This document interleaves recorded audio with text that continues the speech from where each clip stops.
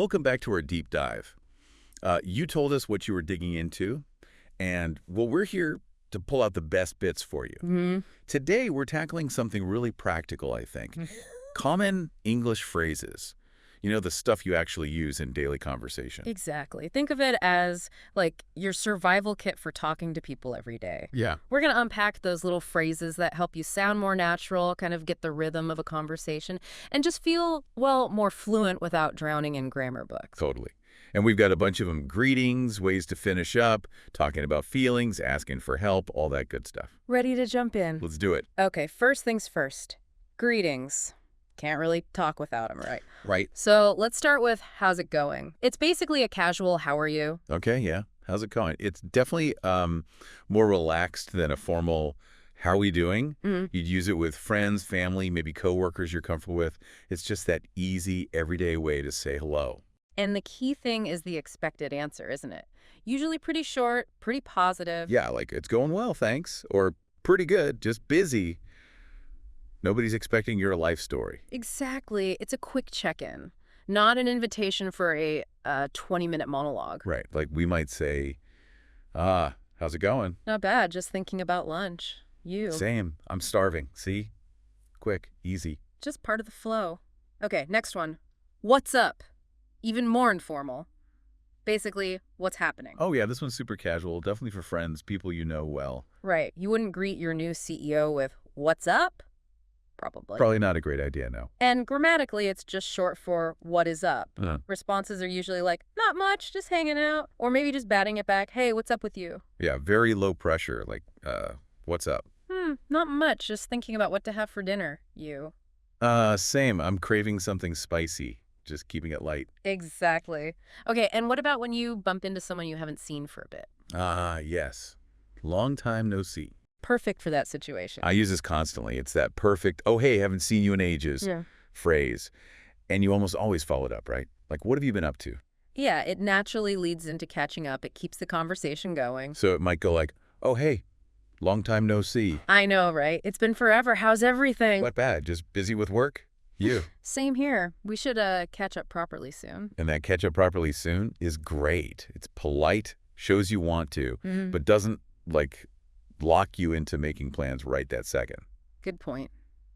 Okay, shifting gears. How about when you're just relaxing? I'm just chilling. Meaning? Just relaxing, taking it easy. Not doing much of anything, really. Right. And signals you're in a low-energy leisure state, maybe watching TV, reading a book. Yeah. Like, if someone asks about weekend plans, what are you up to this weekend? Not much. Just chilling, maybe watch a movie or read. You. Probably binge watching something. Captures that relaxed vibe perfectly. It's efficient, too, isn't it? Saves you listing everything you might do while relaxing. Okay, next. Take a break. Simple, direct.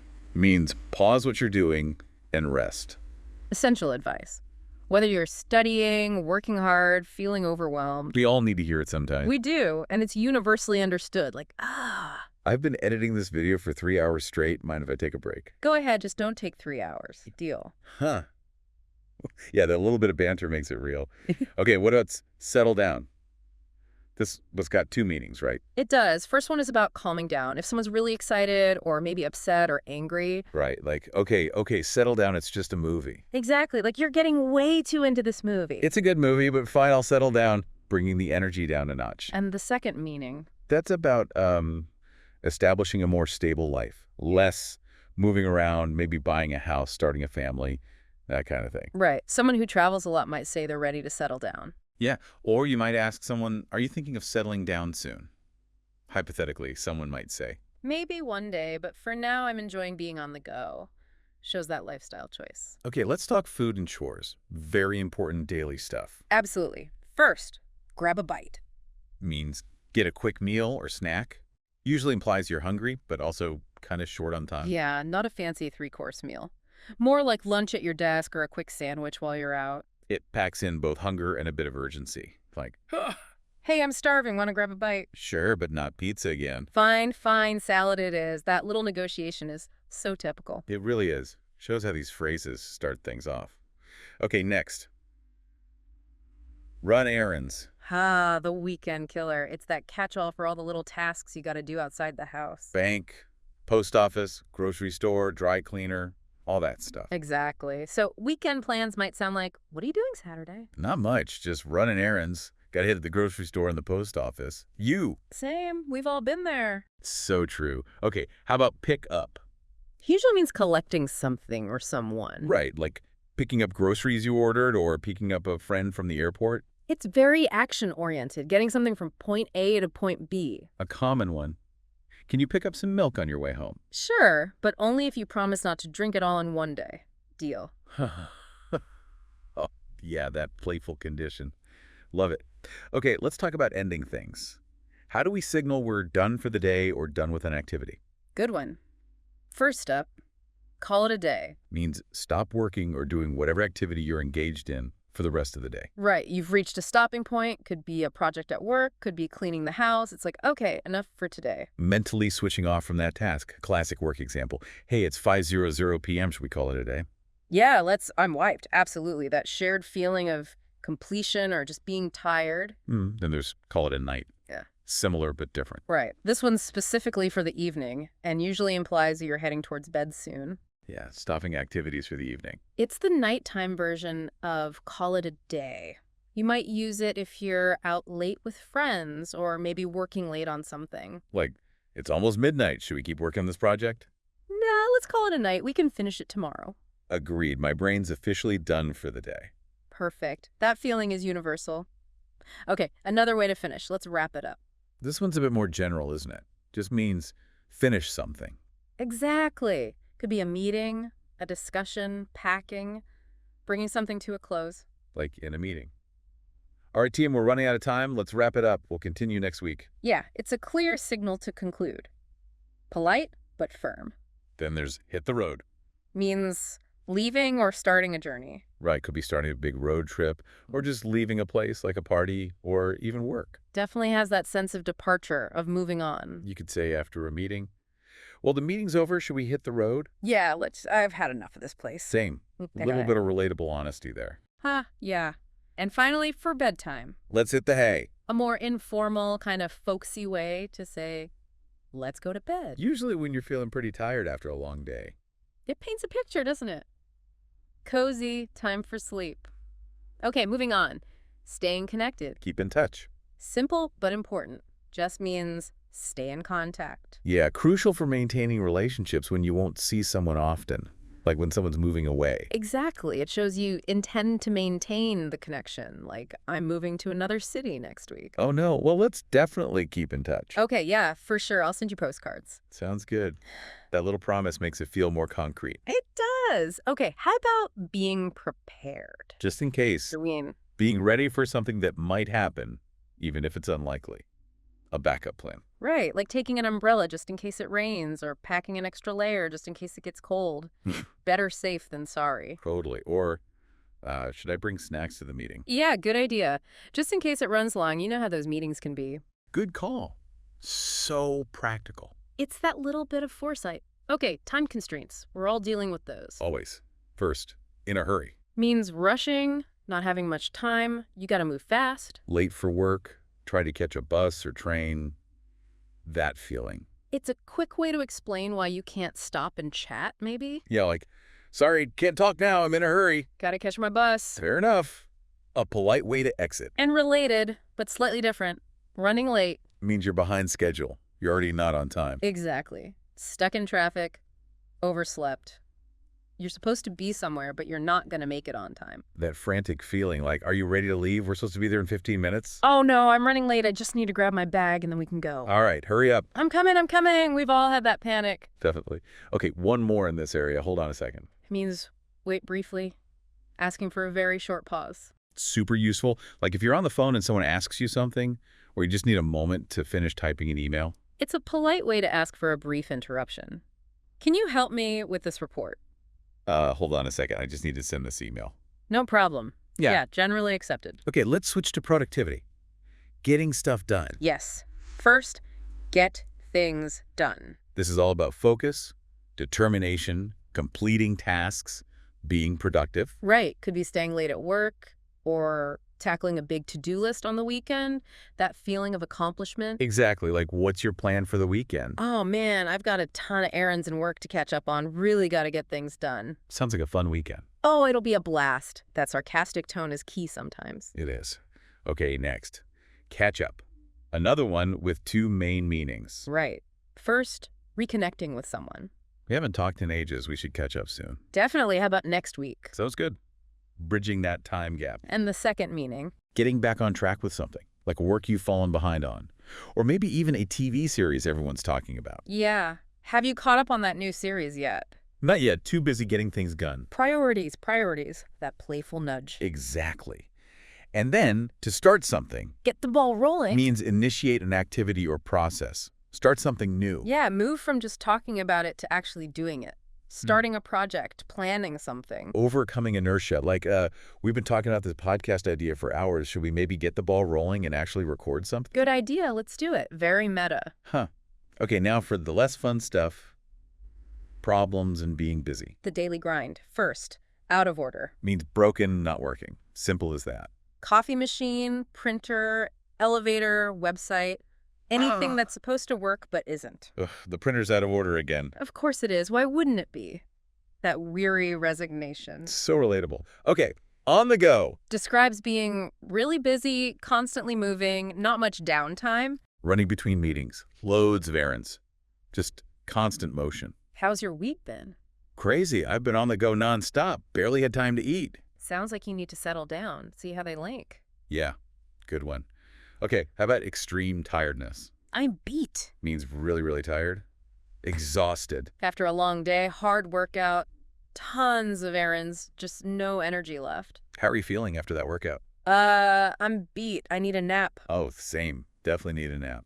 Shared exhaustion. Then there's I'm swamped. Even busier than just busy. Yeah, this means overwhelmed. Too much to do, drowning in tasks. Work, school, life, just buried under it all. Like, if someone asks for help, can you give me a hand with this report? Sorry, I wish I could, but I'm totally swamped. I've got 3 deadlines today. Oh, okay. No worries, I'll ask someone else. Bam. It's a polite way to say, absolutely not possible right now. Exactly. And maybe the ultimate exhaustion phrase. Running on fumes. Yeah, like a car about to run out of gas. You're completely drained, operating on your very last reserves of energy. Maybe you pulled an all-nighter, or you've been traveling for ages. Pushing through when you really should stop. You've been working all day. Maybe let's finish this tomorrow. Ugh, I know, I'm running on fumes. Yeah. But just 10 more minutes, I'm almost done. Okay, but take it easy. That little bit of concern. Yeah. Yeah. Okay, let's shift to making decisions and handling situations. Right. Make the most of it. Means take full advantage of a good opportunity or situation. Enjoy it fully. Don't let it go to waste. Like good weather or a vacation. Appreciate it intentionally. The weather's amazing today. Let's make the most of it and go for a walk. Good idea. I could definitely use some fresh air. Turning the phrase into action. We already mentioned just in case. That fits here too. Preparing for possibilities. How about when something's easy? It's a piece of cake. Love this idiom. Means something is super easy, requires almost no effort. How was that presentation you were worried about? Oh, it was fine. A piece of cake, actually. I Real. practiced so much it felt effortless. Nice. Wish I could say the same about my last meeting. Oh no, what happened? Let's just say, it wasn't exactly a piece of cake. Ah, fair enough. Using it in contrast works perfectly. Okay.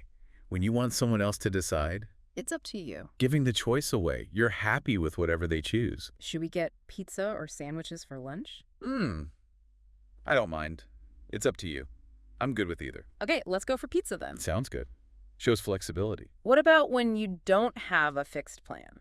Let's play it by ear. Means let's be flexible, decide as we go along, see how things develop. Perfect for uncertain situations, like plans that depend on weather or what time you'll finish work. Do you want to meet up after work? Sure, but I'm not sure what time I'll be done. Let's play it by ear. Sounds good, just let me know. Making plans without being rigid. How about minimizing something, making it seem less important? This is not a big deal. Right. Used to downplay something, reassure someone, avoid fuss. Like if someone spills a little coffee or is a few minutes late, putting it in perspective. I'm so sorry. I completely forgot to bring that book I promised you. Oh, it's not a big deal at all. You can bring it tomorrow, no worries. Very reassuring. Definitely helps smooth things over. What about an obvious decision? It's a no-brainer. Means the choice is incredibly easy, requires almost zero thought. Coffee or tea this morning? Coffee. Always coffee. It's a no-brainer for me. You're right. Clear and obvious choice. And when a situation benefits everyone involved. That's a win-win. Yeah, an outcome where everybody gets something good out of it. Okay, deal.